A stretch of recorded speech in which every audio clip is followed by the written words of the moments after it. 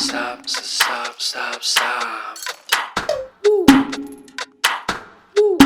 Stop, stop, stop, stop, stop. Stop, stop, stop, stop, stop. Stop, stop, stop, stop, stop, stop. Stop, stop, stop, stop, stop, stop, stop, stop. Stop, stop, stop. À l'unisson, Bâtissons un monde meilleur. à l'unisson. Bâtissons un monde meilleur. J'espère que tout le monde est en possession du programme. Qu'à cela nous tienne, nous allons ouvrir notre cérémonie par les différents hymnes, notamment l'hymne national des groupes congolais, et s'en suivra ensuite l'hymne du Love, comme nous l'avons énuméré dans le groupe. Et après, nous allons clôturer par partir, parce qu'il y a un cocktail pour tout un chacun pour se rafraîchir.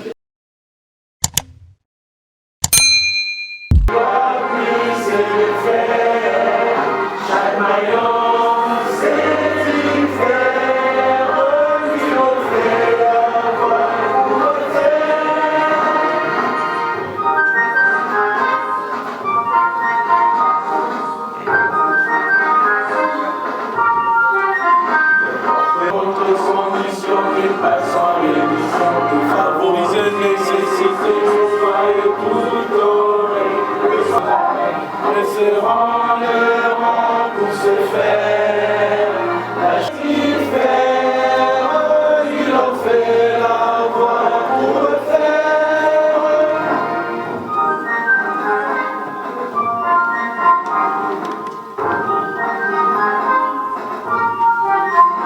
Entre lignes quotidiennes,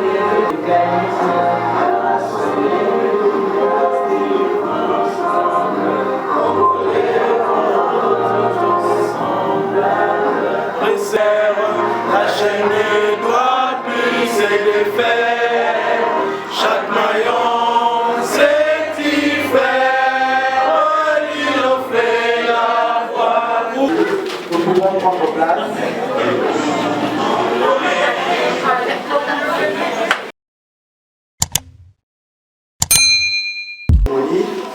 Que nous ne pouvons pas parler de l'œuvre sans pourtant citer l'initiateur. C'est pourquoi je laisse la place à Maman Ketia de nous faire une présentation de l'initiateur du Love Aspect. À l'unisson. Ok, donc comme vient le dire le superviseur Adonis, je vais faire une toute petite présentation de l'initiateur pour ceux qui ne connaissent pas encore grand-chose sur la personne de l'initiateur. Je vais dire quelques mots. Donc, ok.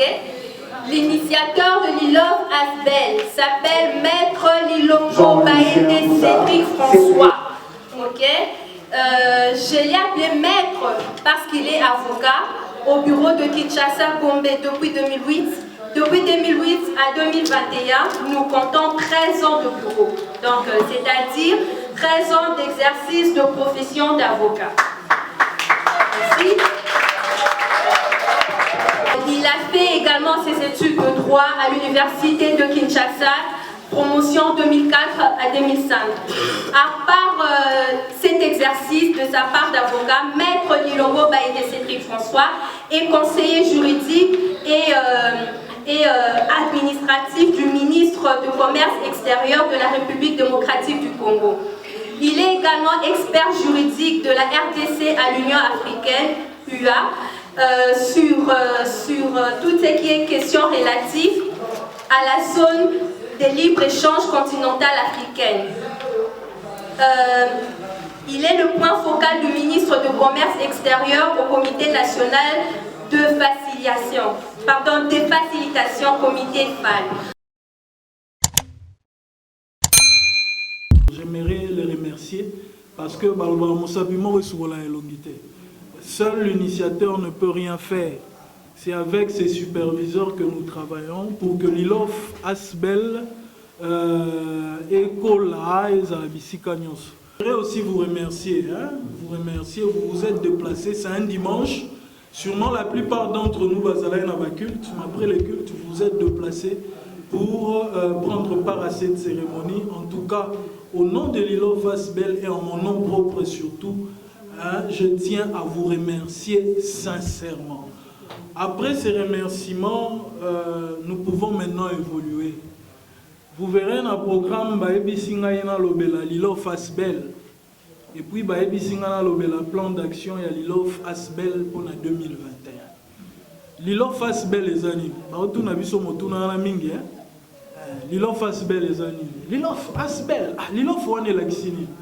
Lilo Fasbel et la Kissi Lilongo Friends.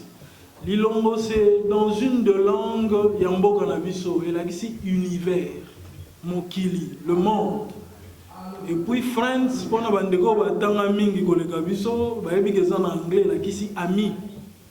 Alors to sangisi lilongo na Friends et sali lilof. Mais to boy ko bimisa lilongo Friends parce que ça comme initiateur to tie lilof. Pour ne pas donner l'impression que ça est loko ya initiateur. Non, initiateur a eu vision. Nzamba sali grâce à eu idée. Idée moi partager na biso nyonso ndenge tozawa tondimi yango ekomi eloko na biso nyonso eza boete ba mama ba oloba lisu te ba mama eza boete ba mama à l'unisson à l'unisson un monde meilleur atata bolimbi c'est ça mois de mars.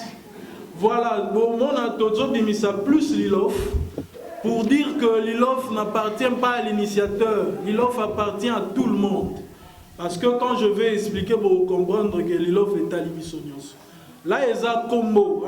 Le nom est important. Maman va éviter, tata ou ça. Jésus quelque part. Ils ont partagé les nuances. Ils ont bombé l'autre côté. Mouninga neyewana. Alors, on a Lilof dans la famille. La finalité est dans la lisanga. Mais Zouanga il okola muninga. C'est ça la solidarité. Au potanayo on a cuisine tout le monde tombe biloko bebisi. Égalité, solidarité, unité. Il y a un slogan à biso tolobaka à l'unisson. C'est-à-dire lisanga nde tokotonga mboka ya malamu. Tomoni na Lilo Fasbel toza na logo na biso. Namoni ba mama mingi baza na ba t-shirt na bango. Ebele baza na ngote to retourna ndeko Harold, je crois za wana yemo ta s'occuper na logistique pour que bozo ata crédit. Il faut za ngo futa randa bunda. Bokomona na balance Lilo faisant neti na balance. Bomoni mama Julia na balance, mama Misu baza na ngo. Balance wana ndeko mombo emuta simbi yango. Ndeko wana aza mascotte ya Lilof. Azo représenté biso. C'est-à-dire azo représenté Tolobaka chaque Lilofois. Nde baloba congolais, ba membre Lilof to benga bango ba Lilofois. Mascotte na biso ya Lilof azo représenté chaque Lilofois et chaque Lilofoise. Azo sala musala makasi, bomoni azo telemisa balance. Tout le monde a un wenze, na wenze to bonga on y pèse kilo. O to tiela ba balance kaka. Bon mon a soki bo tie moi côté moko mingi comme na moi déséquilibre. Yango wana mokili na biso ya lelo. Pona ozwa musala, il faut à l'école moko na mokonzi. Tango komi mokonzi, obosani batu nyonso e komi ka bandeko no ya makila. Po ba engagé na musala ndeko mwasi bazo sengo sala makambo moko boye. Ozali ba test nyonso, ozui oza mayele boanye ezali. Et comme na niveau mo balobi bon tu es intelligente mais comprendre hein? On vit ça dans notre société. Bandeko mibali. Po akota na musala songolo balobi il faut akoma mwasi ya. To yokaka. Balobi il faut simbelo moko boye. Soka simbita l'équité à cause à poste T. Wana na domaine emploi. Tozo mona na ba famille. Maman za bien ka tangu tata zali. Tangu tata ici accueilli moi liboso. Maman tikali ko souffrir na ba. Parce que belle famille ezonyo ko la maman. Tolobite to sala nini pote na moke o tozana ngo to meka ko résoudre mo ba problème wana ndeko muso aza mayele mingi mais aza na ba poti bazana makoki te akende université pona ndeko wana to sala nini ndeko akoki koyekola musala moko oyo ko permettre ye akolisa sevene akende na marché emploi akoki koyekola kumba mutuka akoki koyekola menuiserie akoki koma ajuster organiser de formation po bandeko bazala utile na société eza bongo te po balance eza ya kotengama nayebi bandeko mo bakendaka kolendisa elenge moko mwasi abimaka na butu mingi okomprendre aza na bana mibale bamama bake bateye alobi na ndimi natika mosala wana me nani akobokolela ngai bana nayebi mosala mosusu te classe na kata mosala nayebi kaka oyo ya butu wana. Vous voyez qu'il y a un problème. Alors, mutu moko akosilisa pasi ya batu ebele te eza lokuta po te tomeka kosala quelque chose il faut tosangana na bakosolo na ndeko moko elenge mwasi lilofoise ayebi nga alobi papa initiateur ngai nayebi kosala bagateau bagofre mikate et puis nasalaka mosala ya kotonga contribution na nga pona lilof eza savoir faire na ngai soki bilenge basi bazali oyo balingi bayekola mosala wana baya na kopesa bango formation gratuitement eza esengo te yango ntina ya kosangana yango wana mpo nga kotonga nayebi te même kotonga bouton heureusement je suis marié so bouton ekatani na abwaki na madame sanoki nazokende soka salaka te mais compliqué. C'est-à-dire chacun de nous a en lui ba talent, ba potentialité. Mutu moko ta kanisa zanga koleka ba misusu. Ta muso zangi mbongo. Moza makasi kote moko boye. Bande ko musu na monaki lobby place moko na zalaki ya lilof. Ba ebisinga ba lobby biso musalo a ki photographe. To bandango 15 ans yango. To moni bilenge mingi ba ome ko kanga ba photo mais ba okanga ngo bien te, on peut les orienter. Tout ça la projet ndenge nini ba kanga ba photo ba koma ba photographe. Bref, lilo fait botami ndenge nini. Totally balance eza déséquilibré. Bande ko baza mayele, bande ko bazali na ba talent mais ezokufa kaka boye. To sangana pote to meka ko équilibrer balance. Bokomona na hymne balobi Lilof est la voie pour refaire. Notre concours pourra équilibrer la balance. Donc concourir chacun de nous. L'initiateur n'a eu que l'idée. Que chacun de nous a Lilof son affaire. Pour que na lisanga totonga mokili ya malamu. Yango wana slogan ya Lilof. Mais beaucoup mitou na bolobi sikoyo tokoleka na nzela nini po to atteindre ba objectif wana. Eza bongo te. Po to sala tout batutu bazala moi batu na société. Balance eza déséquilibré. OK. Mais vous allez procéder comment? Nambula eleki deux projets zalaki proposés et approuvés na Lilof. Wato monaki tangu COVID-19 ye ba mama mingi ba mama bakati kote kapona makoki eza lisusu te. Kote kawane ba ko pena ko baluka wana bazora quelque chose. Mais tangu ba activité katani moye basa ali kelemba ezalaki lisusu te. Projet wana salamaki et bandaki déjà na 2020 na ba mama de bandeko ya Malueka balobi no. En tout cas bilenge basi baza mingi na Malueka bana misala te tomoni ba ekola kotonga bandeko baluki formatrice et puis ba désigner bilenge oyo bakolanda formation wana na 2020 na 2021 il faut tokoba nango pour formation pratique et salama Donc, chacun de nous, Soka Tali, et si Kazali, place balance, c'est déséquilibré, a koki ko proposer l'offre projet pour que le projet wana toti en œuvre et to bâtir un monde meilleur. Makambu misusu eza ba plaidoyer. Soki to moni likambu, to koki ko saisir ba autorité.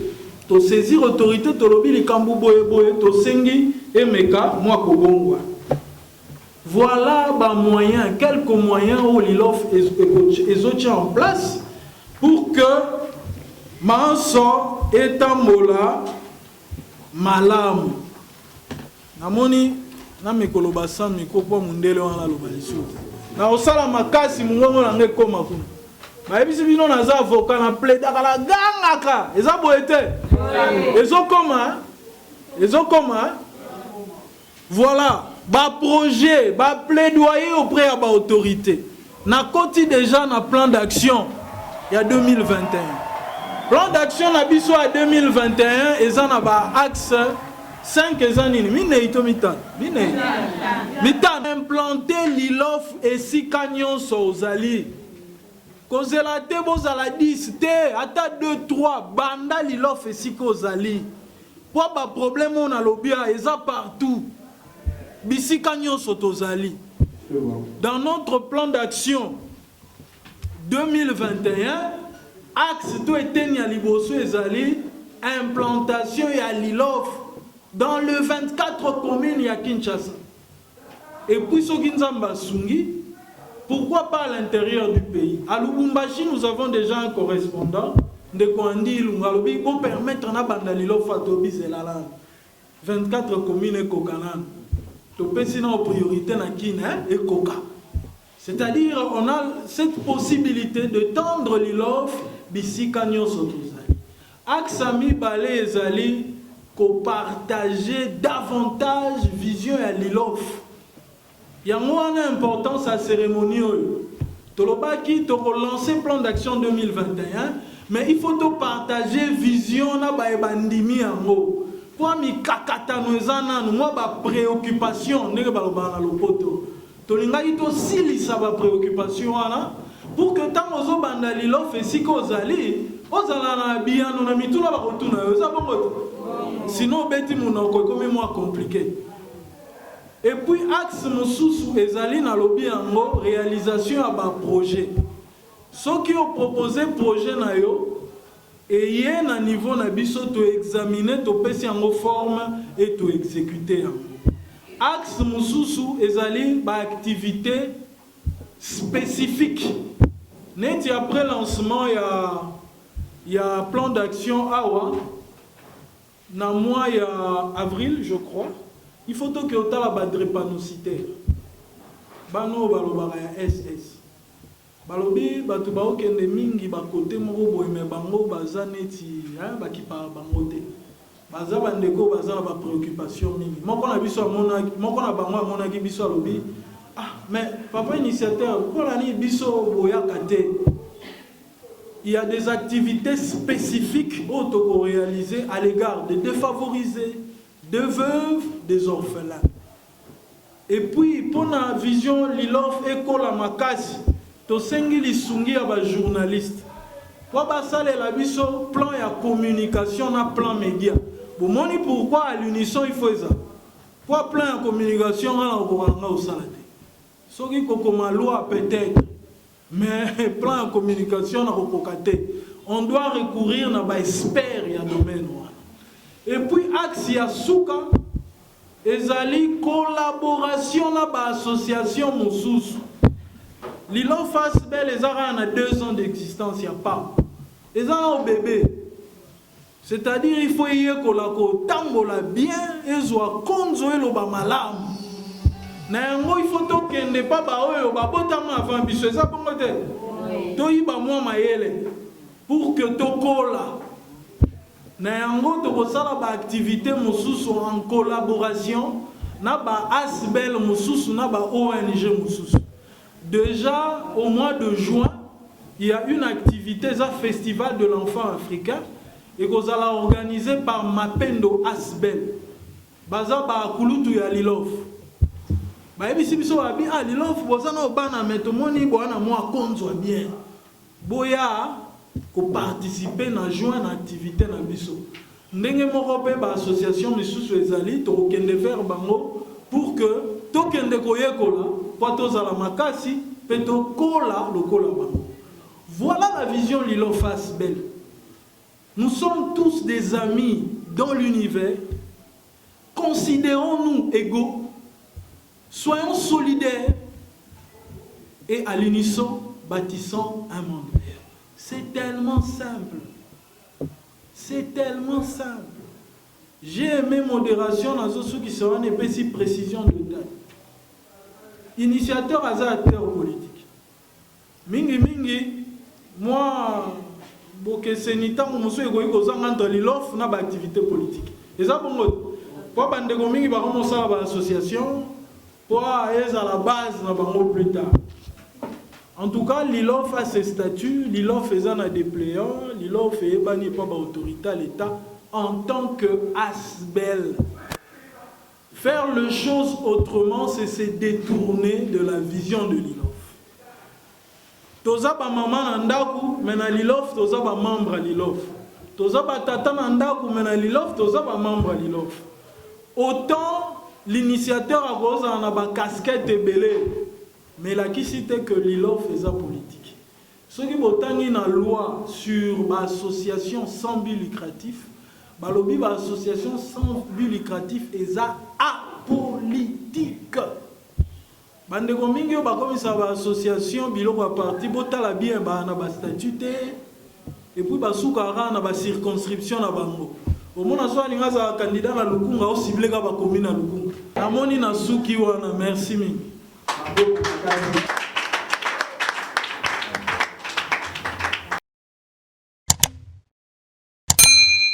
Bande on a biso ba lilofwa. Yango tobengi maman Ketia Moussengi, Lilofwaza, il y a secteur et à Bandalungwa, si on peut en parler. Les autres ont la attitude, ils ont la sexté, que ça les locaux et bon ça répond à moi cité ton modalité. C'est bon? Merci. On leur avait aussi fixé des limites. Elles se sont par ailleurs lancées sans limite. Tout en étant comme nous, sans faculté surhumaine, elles ont fait face aux inégalités dans leur domaine. Kimpa Vita, Marie Clémentine Anouarit Negapeta. Voilà, je me souviens de quelques-unes. Zara Lucie Kanza, dit Sophie Madeleine Kanza. En ce temps-là, elle avait aussi fait la une. Je me dis sans doute, les aptitudes n'ont pas de sexe. Les faire valoir, là, le vrai combat de l'égalité de sexe. La femme doit se départir de ce qu'elle est devenue en quête de prise de quota. Cela me semble malvenu. Les stéréotypes institués leur ont aussi été opposés. Sans fléchir, au prix des sacrifices, elles se sentent imposées. Bien que l'arsenal juridique ne leur offrait pas assez d'opportunités, par leurs aptitudes, elles ont su s'inscrire dans les annales de l'humanité. Nélé Mariam, Catherine Ewasso, Lynn Yenga, Lucie et Yenga. Voilà. Je me souviens de quelques-unes. Et je me dis sans doute, les aptitudes ne dissocient pas les genres. Les faire valoir, là, le vrai combat de l'égalité des genres. La femme doit compétir pour mériter sa place. Se contenter des quotas, je vous remercie. À l'unisson, bâtissons, bâtissons. À l'unisson, bâtissons un monde meilleur. Monsieur, endez-vous. Ah, il y a un matin. Nini souci. Et puis, nous avons maman n'a pas pensé à la tique à la minute. La vie a souci cerveau il y a quartier pour tout le monde compliqué ma solo. Le père a confirmé qu'elle connaît la moitié ça ou les nandoki. On a vu sur mon cher sur la coupe on a encore sous sa basité. T'es quoi sous sa raté? Ah, mon cher. Yo zo lo baloko botama na nzete. Biso no soto botama na mwasi. Ata yesu kuta botama na mwasi. Donc to zela ibo. N'est-ce pas que makambo nyonso banda ko dépendre kaka na ba mama na biso. Lelo to bibi ya moki. Ba belisi biso mabe. Ba boko le biso. Okomo ba kolia na mwasi za kolia ndoki. Ah, tala so epi wa mute ba tundaka. Kusa kwanga. Tikela bateke. Mais il y a pas que moi si à tout ça les bola nini alors tu as la capote d'immoté t'as la gratitude les enfants féminins. Ah mon cher mais bilo batawa le poto ingratitude les enfants féminins bon gratitude n'est-ce pas que les enfants féminins les enfants masculins ta kopo ya bolango moto asaleli yo eza lolenge ya moto équipé moi cité mobilité soki oza un grand otikali un grand tana mti koyebisa yo kosala kwanga tikela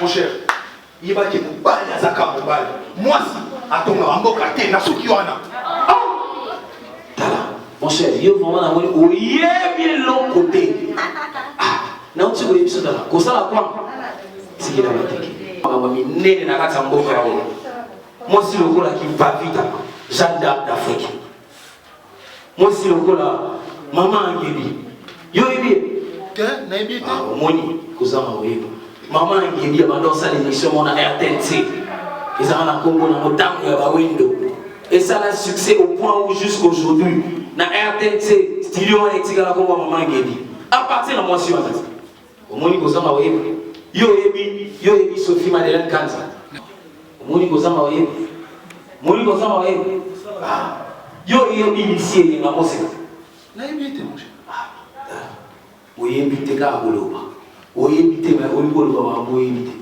mwasi ya liboso afongolela basi ya lokumu ya mboka na biso nzela ya miziki ayeba banzembo lokwa mwana mama ayeba banzembo lokwa yuyu nzembo ndenge mosusu ayoleli ya ngai nayo bisengo ya biso mibale ata bafingi bafinga ata bacholi bachola ayolele ya ngai nayo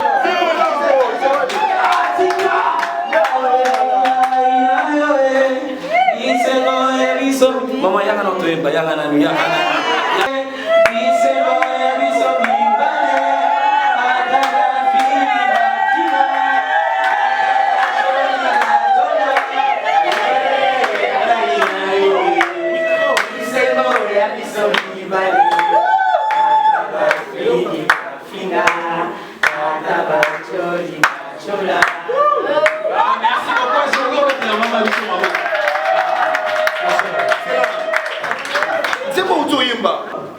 Monizela, nzemba utuko yemba. Na ukaineti barabara pa yemba kango ba mikoleleki. Siko barabara utuko. Yebi sanga no, eza kale chef team taimante. Barabara utuko tanga wana. Azamu wa mwaso mobile. Mwasi. Yebi taimante mwa. Nzemba wana ye a interprété. Eza ya lisi ngambo seka. Omoni uzama wiba. Nazo yebisa yo kosala kwanga ya. Mon cher. Mais pour nini batu bandima kaka mwasi te. Balo barakutu mwasi bamelaka embondo te.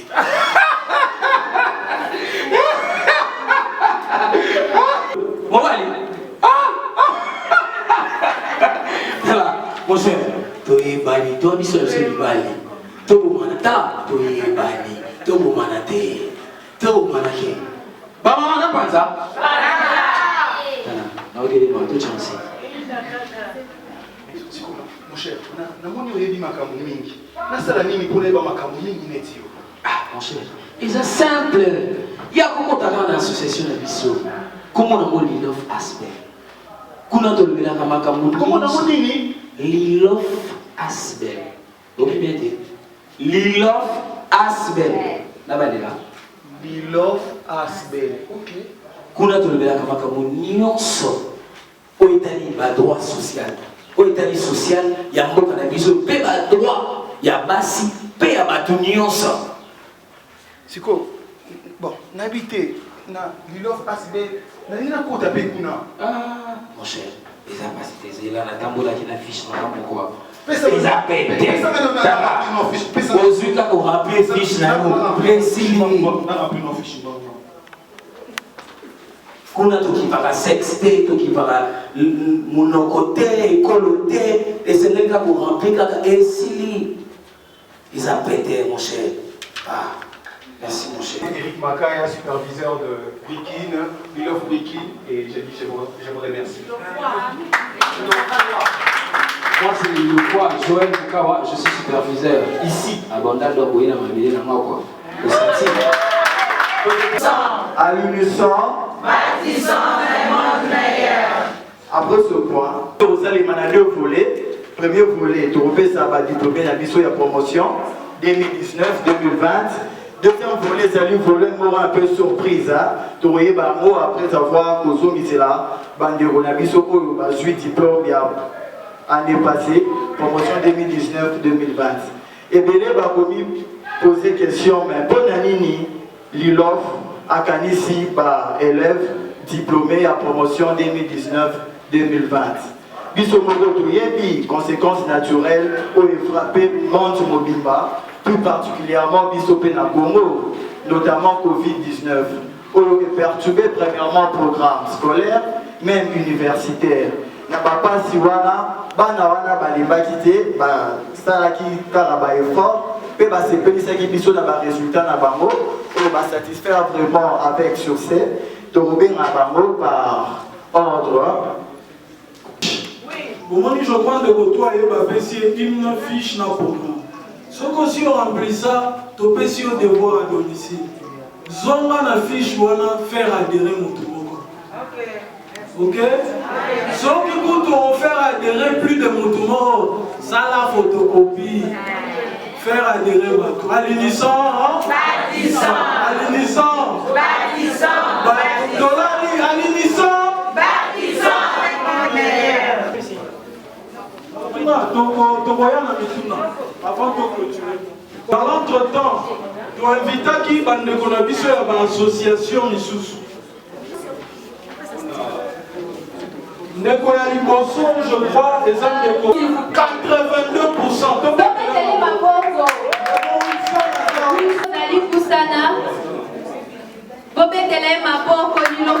Sincères félicitations. C'est le prix Molongi, Joël. Côté Mola, prix Nayo, Matubamona. Bobetele maboko, quand même, acclamant, bobetele maboko. Il a fait la plus grande distinction. Voilà. Et Geneviève avec 77%. Geneviève Makaya Banda. Bobetele maboko.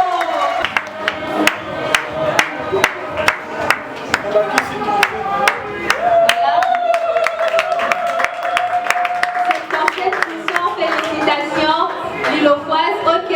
Après, ton problème à Ketia Moussengi qui a obtenu 71%. Ketia Moussengi, Lilofoise de Bandal.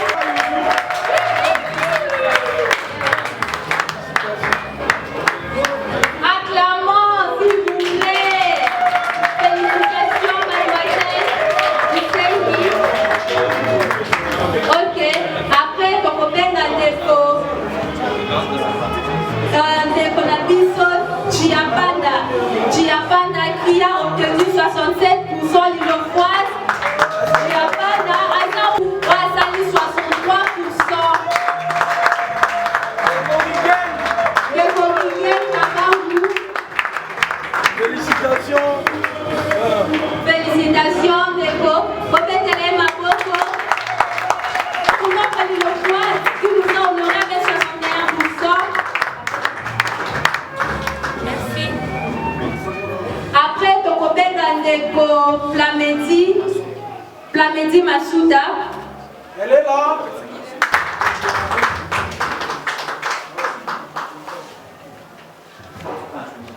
Voilà. Voilà. Ah, t'es tombé tellement.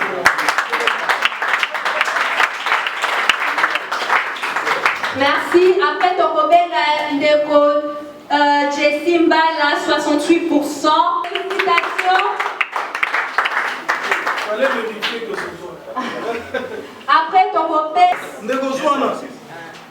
Zwana. Voilà. Bravo, Acclamons, Tokobega Maboko. Ndeko Zwana, balobi tricage. Égalitaire. Ils sont égaux. Zwana.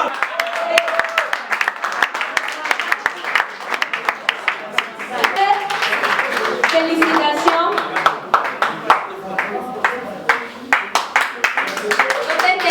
Et pour ça, il y a deux volets. Le premier, ils ont volé à diplômé en 2019-2020, où il va réussir avec satisfaction. Encore, il s'est fait malgré ma conséquences naturelles. Aujourd'hui, il y a ma Covid, il y a ma perturbation, il y a ma programme. Mais il y a qui été commis, PESA, mais la mise au diplôme, il y a besoin d'avancer toujours de l'avant. Et il y a qui va pour la récompense. Et pour la deuxième reprise des trophées, comme on l'avait notifié, c'est une remise, il y a surprise. Tout le monde trouvé ça, va trouver qui pété. Les amis surprise, tout ça là, outre diplômé, association plaisir dans la réussite dans Bambo, nous avons noté deux anciens étudiants, deux lauréats, dans leadership academia, tous dans l'île-foise. Tous dans l'île-foire à Rhodes, Ndolomala. Bon, d'abord la femme, le mois de la femme. Maman, aussi, tous dans l'île-foise, il y a ceux qui ont déjà beaucoup ça.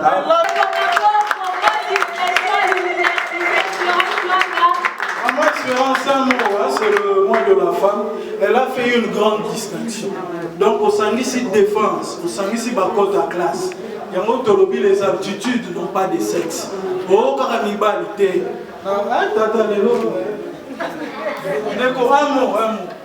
Topesi bandeko oyo basilisi université en même temps ba diplômé. On a koyebisa ba lilofo na biso diplômé. Une étape ya munene bo franchir, mais étape mosusu etikali. Bo suka wana te. Bon un exemple bandeko mi balé bo continuer bo ken université pour que diplôme à kilo lisusu ya. Les abongote. Je tiens à remercier la grande famille Lilof. Je tiens à remercier la grande famille Lilof pour les soutiens. Ils nous ont vraiment beaucoup soutenus, encouragés pendant les périodes des examens, la défense, ils étaient là présents pour les soutenir. Je tiens vraiment à remercier ce soutien. Ok, merci. Merci. Merci. Superviseur Neko Harold Dongal,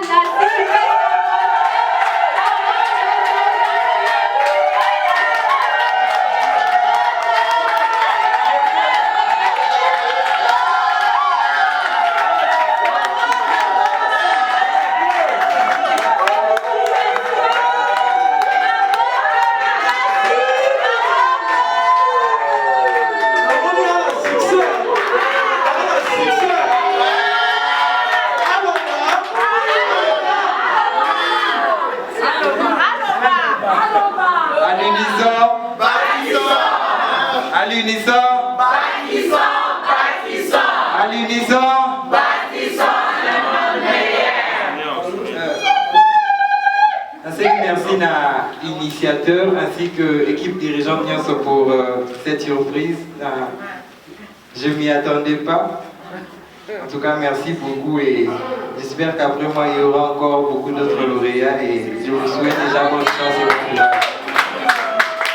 La catégorie surprise est totale durant l'année 2020 Mopima. Parmi les superviseurs, il y a un superviseur qui a le plus mobilisé et fait adhérer Batou Nalilof. Alors, on a estimé que on doit encourager ces superviseurs-là. Il a vraiment fait adhérer des gens et il a mobilisé. Et moi-même, je me fais l'honneur de Yarobé Ngaé, des ans de co-superviseur Eric Makaya.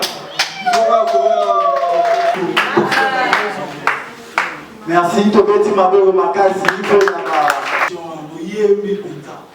Mais ça, la commission va déjà comme il est là. Distinction, la leadership académique. Superviseur, on va pas à titre illustratif, Bandeko sont enregistrés, mais dans l'autre temps, tu as ma maman, maman Lilofoise, pour le rapporter. Ndeko, yo mobilisé nous faire la stratégie est au refrain. So Sokangi refrain, va coupler au Mwalango. Dans français fort. Catégorie de membres. Membres effectifs, membres d'honneur, membres sympathisants. Membres effectifs, les habitants Sotoza, Tondimi, Kozala, membre à l'ILOF, Kopesa, Tan, Abisoso qui réunion Bengami activité, Bengami, Totikinyo Sotoye. Membres d'honneur, les Abandeko, vu ma charge na bango, vu ma responsabilité, Misusu Bazo occupé na mboka, bakoki penza kozala ba membre effectif te. Mais bazo sepela na vision na biso. Et ba décider ba contribuer kaka financièrement te, na makanisi, matériellement, quoi apporter moi soutien pour l'ILOF kende de l'avant. Balobi bon na koti, mais le la moyen à s'afficher. Neti ba membre effectif ezate na kozala membre d'honneur. Na kopesa bino makanisi na ngai, na kopesa bino ta musu moyen soki monani, na kopesa bino moi soutien. Et puis toza ba membre sympathisant. Ba membre sympathisant eza ba oyo ta mususu aza déjà na lingomba mo ezo permettre yete azala membre effectif na l'ILOF. Mais yepe asepeli na makanisi na biso. Aza na sympathie ndenge balobanga lopoto pona makanisi na biso. Alors oui, bon, on compte parmi les membres de Bino, mais on a un membre effectif T. Vu. Nous avons un membre sympathisant. Tu comprends? Donc l'idéal est vraiment tous un membre effectif. Botali malam ou cause un membre d'honneur tout sympathisant, et ça lié mine na mo ba incompatibilité to ba charge ou to koki cause na mo. Mais en tout cas je vous suggère Yako, Zalama membre effectif, tout en restant libre, toza libre, adhésion et ça libre, adhérons et faisons adhérer. Alors je pense, na modération, il me revient na morona yamba bandeko to benisaki bandeko ba association misatu. Est-ce que baza parmi biso mapendo ndeko mapendo soka zali akoki koya to yamba ye et puis soki moi lilobe zali na ebisi bino na mois de juin festival de l'enfant africain mapendo invité biso alors on invita qui représentant moko aya ndeko Joël mapendo représentant représentant elenge Abouania soka zali aya to yamba ye. Je remercie Mouiri, coordinateur de l'aspect de l'Engue Abouania, comme le moment de l'aspect de jeunes. Alors j'ai bien suivi l'initiateur pour parler de En tout cas, ce que je demanderai à l'aspect du LOF, c'est aussi de travailler sur l'épanouissement et l'encadrement de la jeunesse. Parce qu'il y a des mamans, bien sûr, les mamans aussi, qui sont là pour nous, mais la jeunesse est l'avenir de demain. Bon, je dirais c'est l'avenir d'aujourd'hui, mais qui accomplirait aussi sa mission pour demain. Dire que la jeunesse est l'avenir de demain, je m'y oppose un peu parce que ça rend un peu feignante la jeunesse. Donc nous pouvons dire que la jeunesse est maintenant l'avenir et ça accomplirait aussi sa mission pour les jours suivants. Alors je suis un peu, pas un peu, mais je suis très content, j'ai été très content de recevoir l'invitation à Aspel et Love. À mon égard, en tout cas, au nom de toute l'Aspel et Abouania, nous disons merci et nous sommes très flattés et nous allons prêter main forte à l'Aspel et Love de Malobaga. Nous avons juste une année. Alors, nous allons aussi nous accrocher à Ene Bambo qui va être sous pour un peu essayer un peu de concrétiser ce qui est la vision de l'encadrement et l'épanouissement de la jeunesse. En tout cas, à vous tous, merci et merci à l'initiateur.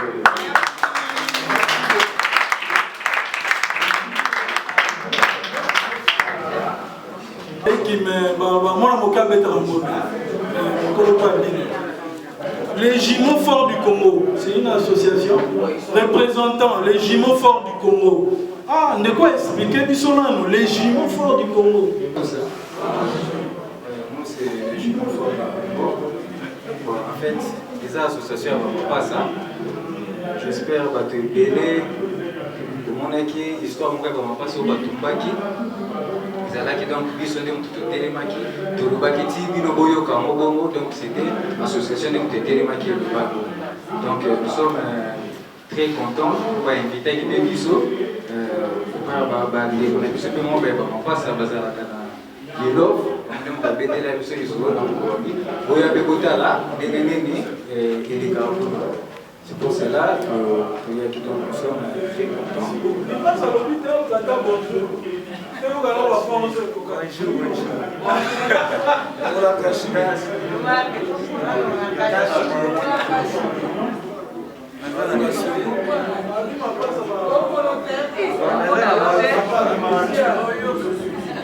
Ok, merci.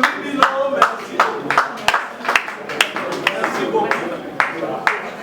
Je vous ai dit tout à l'heure, de l'avant, il faut collaborer avec les autres. Il y a moi là, l'activité,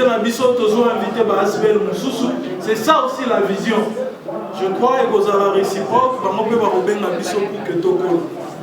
alors je repasse le micro à l'Équadonis, je crois, pour clôturer un hymne. Et tu peux dire côté les mains parce que tu peux clôturer un hymne à Bisolilo.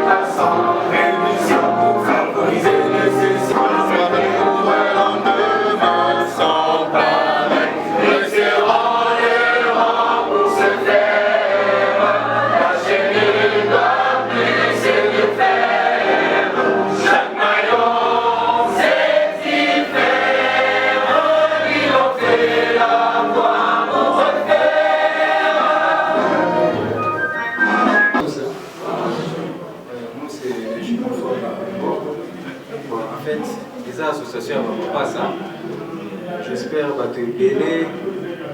Mon équipe, histoire de comment passer au Batumbaki. Ils allaient qui donc bisonner tout télémaki. Tout le bakiti, binoboyo kamobongo. Donc c'était l'association de télémaki et le bago. Donc nous sommes très contents pour inviter l'équipe Bisso. On passe à Bazar les love, on a béni la Bisso du Solo dans le Colombie. Vous avez écouté là, des nénés et des carreaux. C'est pour cela qu'il y a tout un ensemble très content. Il passe à l'hôpital, ça t'a bonjour.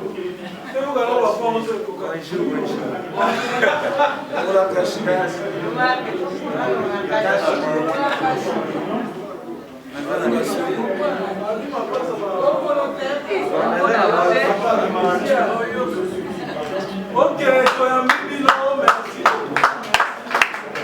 Merci beaucoup. Je vous ai dit tout à l'heure, à l'unisson, bâtissons un monde meilleur. Merci beaucoup. On va à disposition.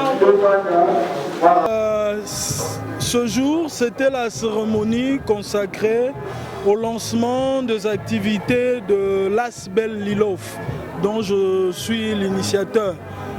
Il était question de lancer les activités 2021 et dans notre plan d'action 2021, nous avons 5 axes.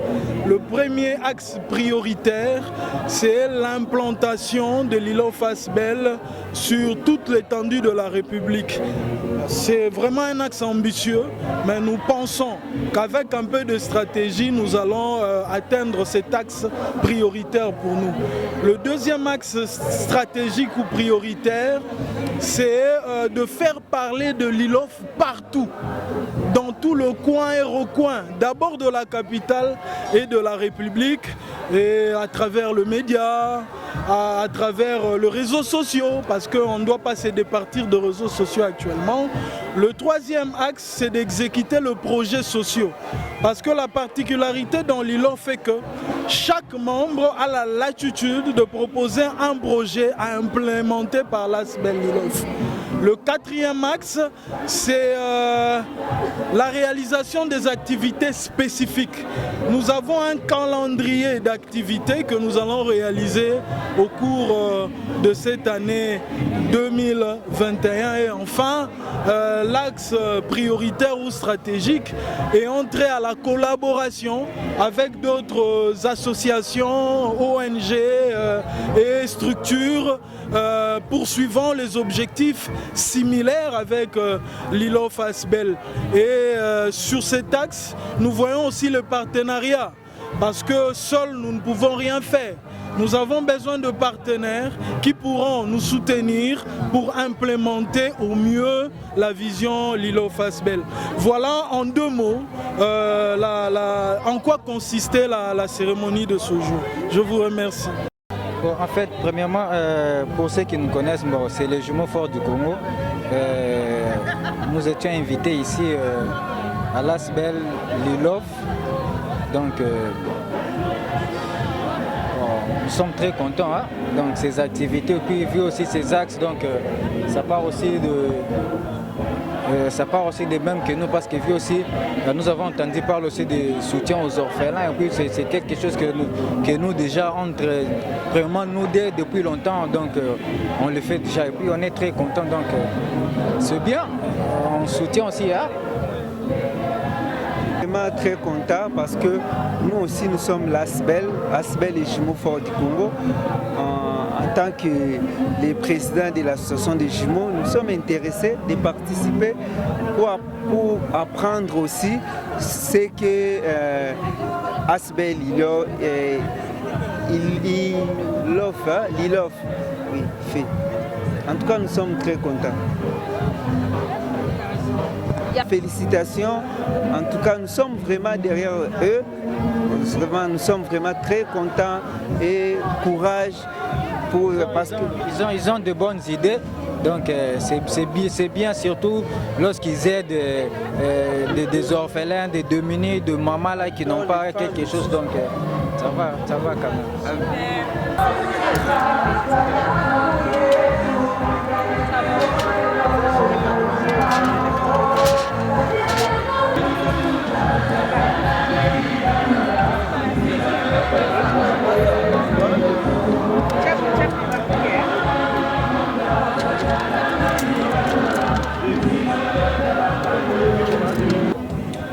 Nketubila bapangi ya munu ya matadi ya mwanda ya boma nazabisa bau ke l'ILOF ke kima mosi ya mbote sam na munu muzabaka avec mulenda baka kima ya bena mona na maboko na munu me bubu yayi l'ILOF mepesa munu zola mosi mulenda ka tuba ve me bubu yayi muna bokle ba mère ba fille mère nyonso ina katloa ka mabanza ke anke baka diambu ya mosi ya mbote e buna bokla ba nyonso bana kuisa na l'ILOF ina mezaba kulonga ve amezaba kutunga ve an kuisa na l'ILOF anke baka mama mosi ya bien sam l'ILOF que unissons bâtissons un monde meilleur ba ina nyonso mais voilà mais tout a dit beaucoup à ditama ba katlu a dit beaucoup à ditama ba kuisa ba ke seka na l'ILOF ya muna tubla ba pangi ya moya matadi.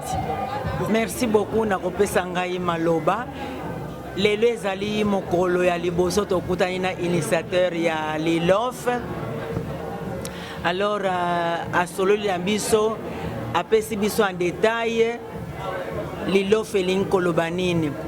Ezali lilongo friend, ezali les amis de l'ILOF, ezali lisanga oyo esangani na esangisi bato nyonso ba jeune mibali ya basi ba mama ba tata pona nini amona kete déséquilibre balance ezali déséquilibré sur tous les plans na niveau ya misala na niveau ya makambo nyonso soko lobi ozwa musala soko oza na parti politique songolo nde bakozwa yo soko ozali ya tribu songolo nde bakozwa yo soko ozali donc oyebani na bato wana nde bakozwa yo alors ezopesa déséquilibre na bo baza na bapui te bo baza na basoutien te.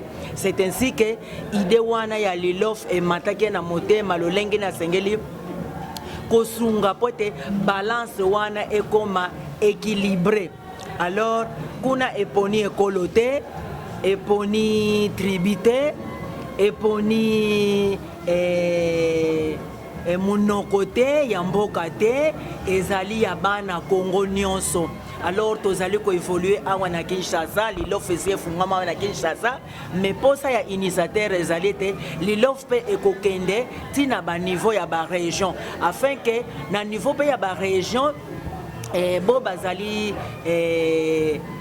bo bazali ya kokita bazwa pe moyen ya komata bona makanisi ya lilof aza na makanisi moko kitoko vraiment nzamba pambola initiateur mais c'est Lilongo. Faire partie de cette association, déjà ça me plaît vraiment parce que de savoir qu'il y a une association qui pense aux finalistes et vraiment c'est vraiment bien de leur part de donner l'honneur aux finalistes et je suis vraiment très content. Vraiment, je remercie l'initiateur de l'ILOF et tous les membres de l'ILOF qui ont organisé cette journée. En tout cas, je suis vraiment content. Et pour ce prix aussi que j'ai eu, vraiment merci. Ouais.